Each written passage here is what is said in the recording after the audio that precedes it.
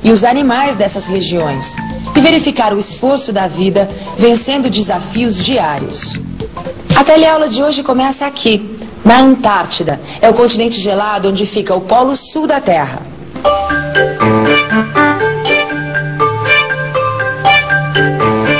Eu adoro ler o relato de pessoas que viajam por lugares diferentes. Eu aprendo muito e ao mesmo tempo me divirto imaginando as aventuras. Por exemplo, nessa revista aqui tem um pessoal que viajou para a Antártida. Já pensou?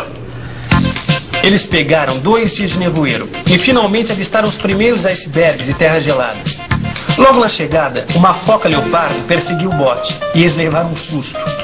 Por causa do mau tempo, eles ficaram 10 dias presos na Baía Dorian. O vento soprava em rajadas e cobria tudo com lençol de neve.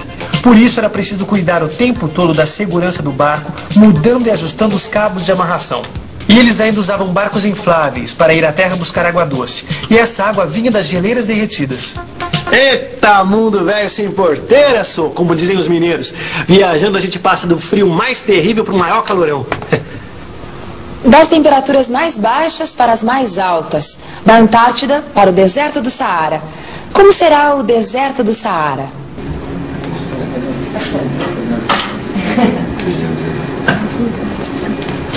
Tá aqui, Lineu, seu suquinho bem geladinho, isso aqui hoje tá um Saara, credo, que calor. É mesmo.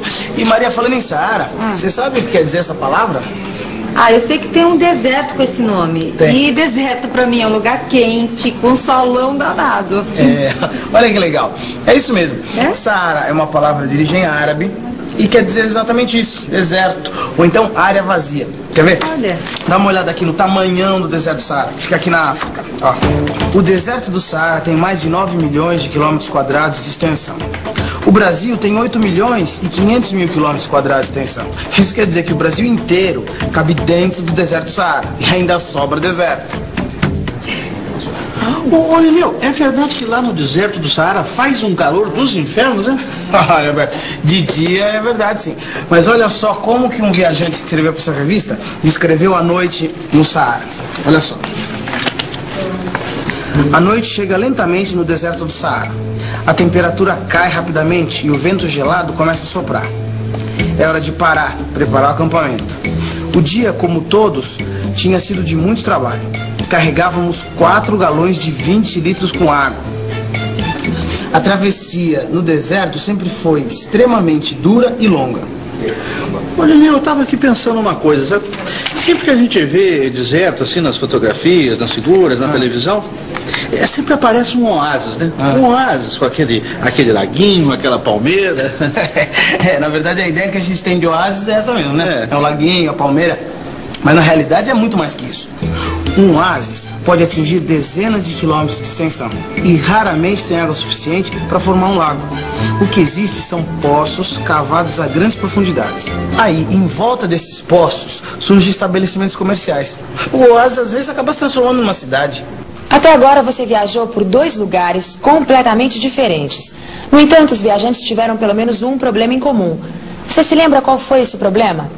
Vamos pensar um pouco? Vamos pensar um pouco.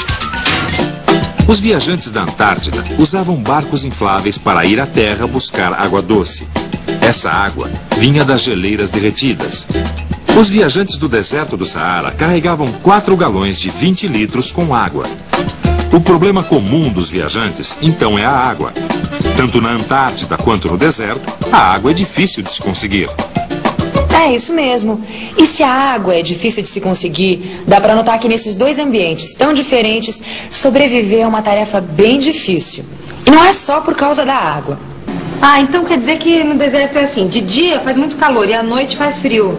Isso, Maria. Além disso, chove pouco, porque os ventos são secos.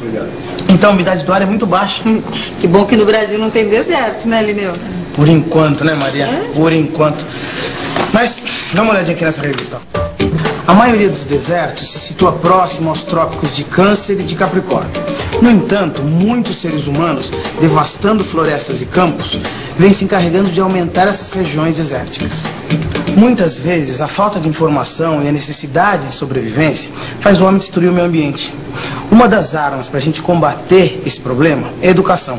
Quanto mais a gente sabe a respeito do mundo em que vivemos, melhor nós vamos viver dentro dele.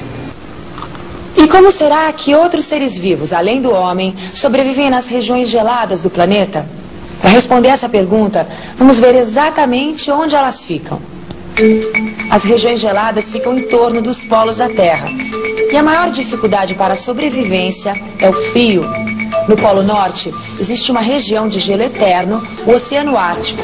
Passando esse oceano, a gente já encontra algum tipo de vida. Na região da Antártica, onde se encontra o Polo Sul, a vida praticamente só existe perto do litoral. Não existem árvores nos polos.